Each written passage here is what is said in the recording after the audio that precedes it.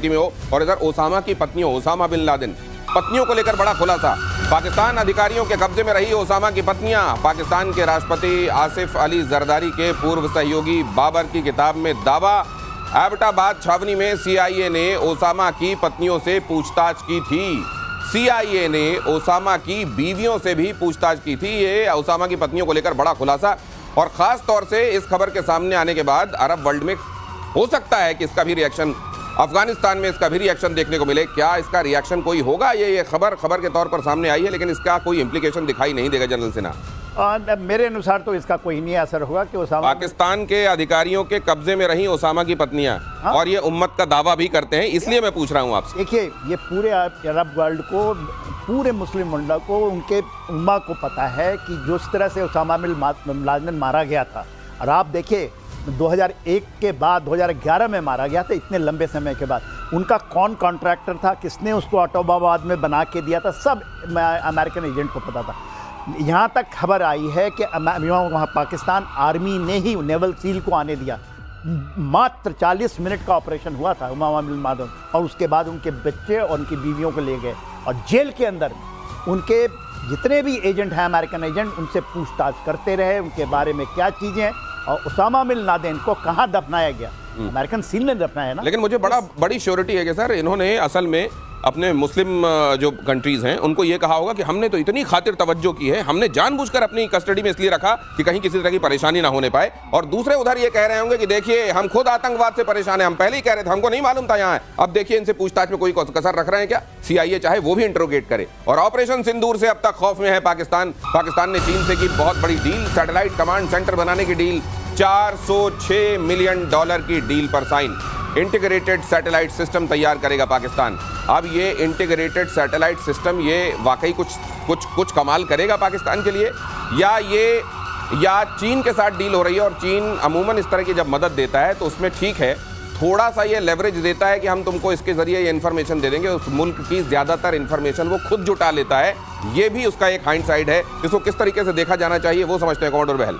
बिल्कुल सही कह रहे हैं आप। Space and upper atmosphere research commission है पाकिस्तान की स्पेस एजेंसी, जिसको हमेशा से चीन मदद करता है, चाहे उनकी पाक सैट 1R है, या फिर जो भी लेटेस्ट उनकी जो सैटेलाइट उड़ रही है उसको भी चीन ने ही उनको बना के दिया है। तो कहीं ना कहीं चीन का हाथ हमेशा से इंटेलिजेंस गैदरिंग में इनके साथ रहा है, और जो भारत का ऑप सिंदूर भी हुआ था उसमें उन्होंने बहुत मदद की थी। लेकिन ये वाला जो कमांड एंड कंट्रोल सिस्टम है, इसके अंदर आर्टिफिशियल इंटेलिजेंस का इस्तेमाल करते हुए डेटा फ्यूजन की जाएगी, ताकि एक 2 फ्रंट वॉर के अंदर वो डेटा को शेयर किया जा सके। सर, लेकिन अभी दूसरी बात यह है कि फ्रेंच कंपनी, एक बीते दिनों ये खबर आई थी, थेल्स के बारे में खबर आई थी कि वो भी यहाँ पर कोलैबोरेट करने वाली है, चाइना मदद करने वाला है। तो ये तो पाकिस्तान के लिए ये इस समय ये खबरें बड़ी अच्छी आ रही हैं। ये कैप्टन श्याम, देखिए, थैलस की बात हमने की थी, थैलस उनको इक्विपमेंट दे रहे हैं, स्पाइंग जो हो रही है वहाँ पे उसकी बात की थी हमने, और उसके कारण ये कि उसको फिर चाइना भी यूज कर पाएगा, या भारत को थैलस के साथ हमारा भी इंटीग्रेशन है। अब ये जो देखिए, ये जो अभी जो स्पेस सेंटर जो बना रहा है पाकिस्तान, वो कह रहा है कि पहले चाइना ने हमारे ऑपरेशन सिंदूर में उनको मदद किया, वो खुद करेगा, और उसको कहा जा रहा है कि विद इन फ्यू, मतलब बिल्कुल कैलिब्रेटेड टाइम में स्पेस सेंटर बनाना, टेक्नोलॉजी ट्रांसफर करना, और 20 से ज्यादा सैटेलाइट लो ऑर्बिट में प्लांट कर देना, और उसके साथ सिंथेटिक अपर्चर रडार लगाना, जो क्लाउड्स में भी और रात को भी, फिलहाल डे में ही उनके पास कैपेबिलिटी थी, रात को भी वो सही पिक्चर दे सके रियल टाइम। तो ये कैपेबिलिटी भारत के लिए एक सतर्कता का विषय है, क्योंकि उनके पास, हमारे पास रियल टाइम इंफॉर्मेशन आएगी। और इसी में अगली खबर ये कि घुसपैठियों के खिलाफ देखिए लंदन में सड़कों पर उतरे लोग। पूरी दुनिया अब सतर्क हो रही है कि घुसपैठियों से बड़ी सावधानी की जरूरत है। लेकिन ये देखकर अफसोस होता है कि जब अपने देश में घुसपैठियों के खिलाफ अभियान चलाए जाते हैं तब इसमें राजनीति होने लगती है। विरोध प्रदर्शन में 1.5 लाख से ज्यादा लोग शामिल हुए। लंदन से घुसपैठियों को भगाने की मांग, प्रदर्शनकारियों और पुलिस के बीच में झड़प हुई। लंदन में ये जो उभार है, ब्रिटेन में ये जो उभार है, अब इनफैक्ट पूरे यूरोप में ये बात महसूस की जा रही है कि वो जिनको हमने किसी समय पर ये समझ करके ये शरणार्थी हैं अपने यहाँ रखा, अब वो हमारी पूरी कंट्री को हाईजैक करने में लगे हुए हैं। और यहाँ तो ये जो अवैध रूप से घुसे हुए इलीगल इमिग्रेशन के जरिए, और कहा जाता है जो इंग्लिश चैनल है उधर से बहुत सारे लोग घुस रहे हैं, और उसमें बहुत बड़ी तादाद पाकिस्तान से गए हुए लोगों की है। सर, इस खबर को कैसे देखते हैं आप? ये तो बहुत इम्पोर्टेंट खबर है, क्योंकि देखिए वहाँ पर ये भी कहते हैं कि पाकिस्तान से कहा जाता है कि 30 लाख इंडियंस हैं, और उससे भी ज़्यादा पाकिस्तानी मेयर जो लंदन के हैं वो पाकिस्तानी नेशनल के हैं। ये कुछ कर पाएंगे जिमी रॉबिन्सन, जिन्होंने ये इकट्ठा किया लोगों को? देखिए, बहुत बड़ा इनको सपोर्ट है। इनके 10 लाख लोग इनके जो सोशल मीडिया के इनके फॉलोअर हैं। 1.5 लाख अभी इन्होंने आह्वान किया था, इतने लोग निकल गए थे सड़क पे। उनके ऊपर 2 हैं, एक तो इस्लामिक कट्टरता के ऊपर में है और दूसरा आपने बोला जो इलीगल इमिग्रेशन वहाँ हो रही है। देखिए, ये है, आज ये माना जाता है कोई भी कंट्री यदि यूरोप में यदि होगा, मुस्लिम कंट्री डिक्लेयर होगा तो एक है आपका ब्रिटेन के ऊपर में है। सर, लेकिन ये जब चल रहा था तो कीर स्टार्मर वहां फुटबॉल का मैच देख रहे थे, ऐसा लग रहा था जैसे उनको कोई फर्क ही नहीं पड़ रहा है। और उधर कैंपेन अगेंस्ट रेसिज्म ये अलग उधर से चलाए जाने की कोशिश हो रही थी। तो सर, ये इसका कल्मिनेशन होने कहाँ? देखिए, इसमें 2 चीज़ें बहुत महत्वपूर्ण है। जब भी इमिग्रेशन नंबर्स इतने बढ़ जाते हैं कि उनकी एम्प्लॉयमेंट पे फर्क पड़ने लग जाता है उस देश की, तब उस देश के लोग सड़कों पे आ जाते हैं और उनको लाना बहुत आसान होता है। और यही हुआ इस समय।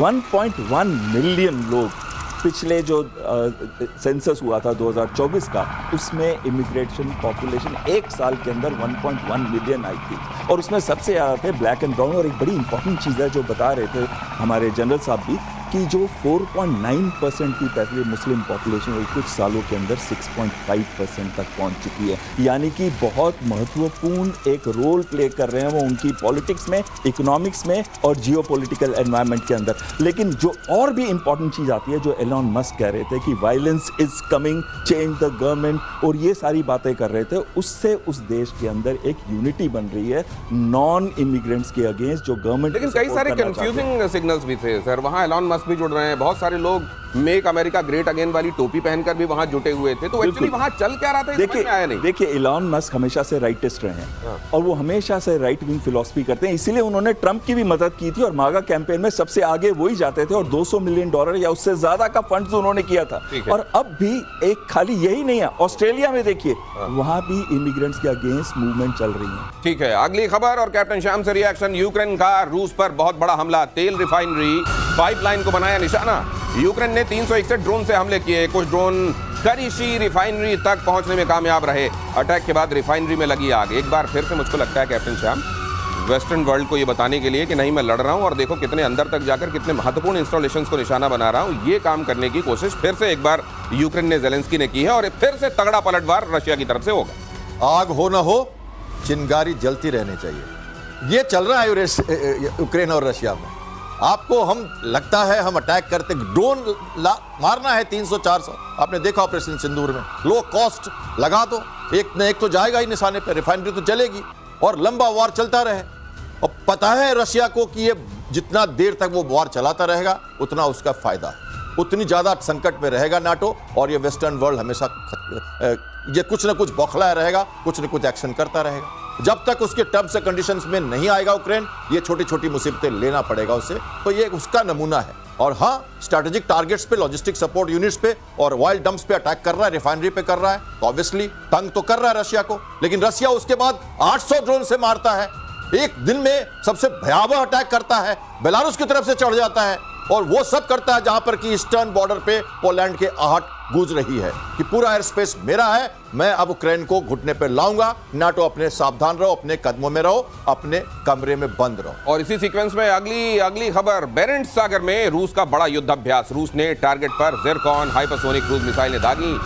ज़ैपैड 2025 में रूस का शक्ति प्रदर्शन, बॉम्बर्स Su-34 से भी बमबारी, नेटो को मैसेज देने की कोशिश।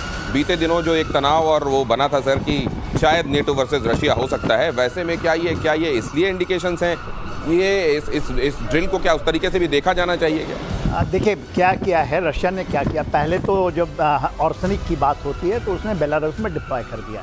अभी नाउ ही has taken to Indo Pacific, Barents सागर है तो आप देखिएगा पैसिफिक के इलाके में, और वहाँ पर उन्होंने इसके डेमोन्स्ट्रेटिव फाइट किया है। अब ऑर्सनिक की जो बात आती है तो आप ये बताइए, हाइपरसोनिक है, ये ICBM है, इंटरमीडिएट बैलिस्टिक मिसाइल है एक तरह का, और 7 मिनट में यदि रशिया से आप लंदन को मार सकते हैं जिसको कोई रोक नहीं सकता है, तो एक बहुत बड़ा चीज़ है। क्योंकि देखिए जो बैटल शिफ्ट होता है, centre of gravity Indo Pacific में शिफ्ट होगी, जैसे वेस्ट एशिया से निकलेगी, तो एक बहुत बड़ा डेमोस्ट्रेटिव ये है कैपेबिलिटी कि आप हमारे फार ईस्ट में हैं, और ये फार ईस्ट में हुआ है, बैरन सागर आदि वहाँ कर रहे हैं, तो आर्सेनिक को वहाँ ले गए हैं।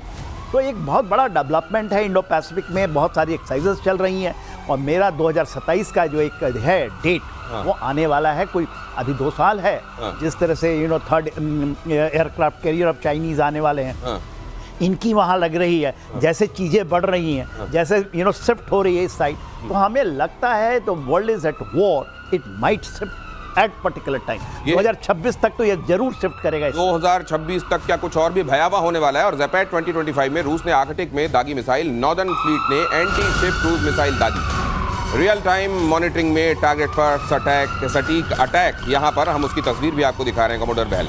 जी बिल्कुल सही कह रहे हैं। अगर आप इसको पूरा जियो स्ट्रेटेजिकली देखें तो 3 एक्सरसाइजेज इस समय चल रही हैं। एक एक्सरसाइज चल रही है पोलैंड के अंदर, दूसरी चल रही है लिथुआनिया के अंदर, और तीसरी चल रही है ज़ैपेट। और ये ज़ैपेट 2025 जो चल रही है, इसमें मिसाइल की टेस्टिंग एक स्ट्रेटेजिक मैसेज की तरह दी जा रही है कि हमारे पास ये हाइपरसोनिक का तो आपने बात कर ही ली, दूसरी एंड जो शिप से फायर्ड मिसाइल्स हैं उसके बारे में भी अभी आप बता रहे थे। लेकिन जो महत्वपूर्ण चीज़ ये आती है कि नाटो पूरी तरह से उकसा रहा है, उसने अपनी फोर्सेस को डिप्लॉय करना शुरू कर दिया। पोलैंड के अंदर 30,000 के करीब नाटो फोर्सेस आज डिप्लॉयड है एक्सरसाइज के बहाने, और साथ में रोमानिया में जो ड्रोन्स के गए थे तो वहां पे भी एक्टिविटी शुरू हो गई है। रशिया नहीं चाहता कि वो इस वॉर को एक्सपैंड करे और 32 देशों, आर्टिकल 5 का इन्वोक हो, यूएस को भी आना पड़े और 32 देश के साथ लड़े। रशिया नहीं चाहता, पर यूरोप पूरे कंडीशंस की कोशिश कर रहा है। मैं खुद यूरोप से आज सुबह ही वापस आया हूँ। वहाँ पे जो कंडीशंस बन रही हैं वो ये दिखा रही हैं, दर्शा रही हैं कि वो चाहते हैं कि ऐसा इंस्टिगेशन हो जिससे रशिया किसी छोटे देश पे अटैक करे,